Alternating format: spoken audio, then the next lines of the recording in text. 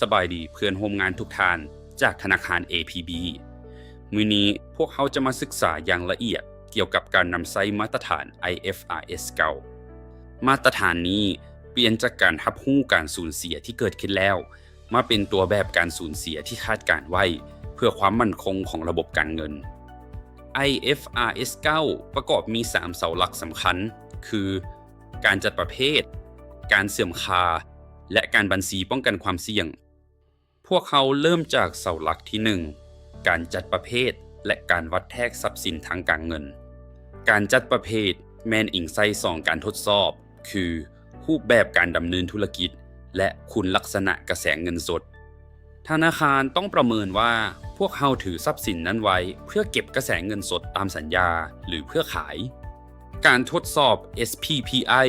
แม่นเพื่อรับประกันว่ากระแสเงินสดมีเพียงแต่เงินต้นและดอกเบี้ยเท่านั้น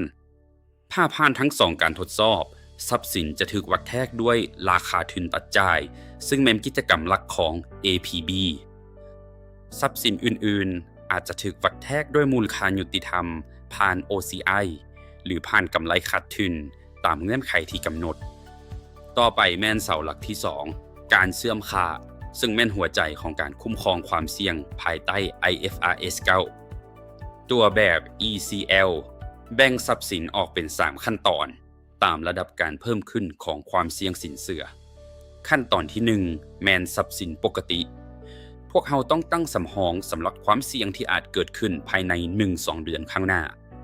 เมื่อมีความเสี่ยงเพิ่มขึ้นอย่างมีนัยสำคัญหรือ SICR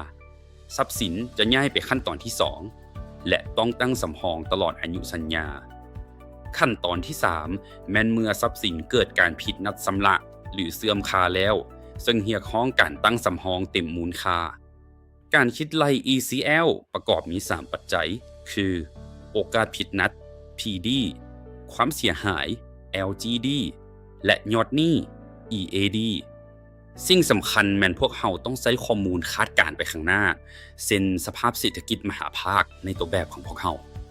ธนาคารต้องใช้อย่างน้อย3สถานการณ์เศรษฐกิจและทวงน้ำหนักตามความเป็นไปได้สุดท้ายแม่นเสาหลักที่3การบัญชีป้องกันความเสี่ยงเพื่อลดพรความผันผวนในงบการเงิน IFRS 9 เฮ็ดให้กฎเกณฑ์ง่ายขึ้นโดยเน้นใส่สายสัมพันธ์ทางเศรษฐกิจและวิธีการคุ้มครองความเสี่ยงตัวจริงสำหรับ APB พวกเขาได้วางแผนการนำใช้อย่างเป็นระบบนับแต่การวิเคราะห์ช่องว่างจนถึงการทดสอบระบบคู่ขนานพวกเขาต้องรับประกันคุณภาพของข้อมูลและมีกระบวนการคุ้มครองตัวแบบที่เข้มแข็งในทุกระดับการนำใช้ IFRS 9 จะส่งผลกระทบต่อการวางแผนทุนและการกำหนดราคาผลิตภัณฑ์ของพวกเขา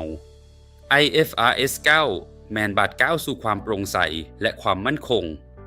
ขอขอบใจทุกท่านที่ตั้งใจเรียนรู้และพร้อมก้าวไปนำกันขอขอบใจ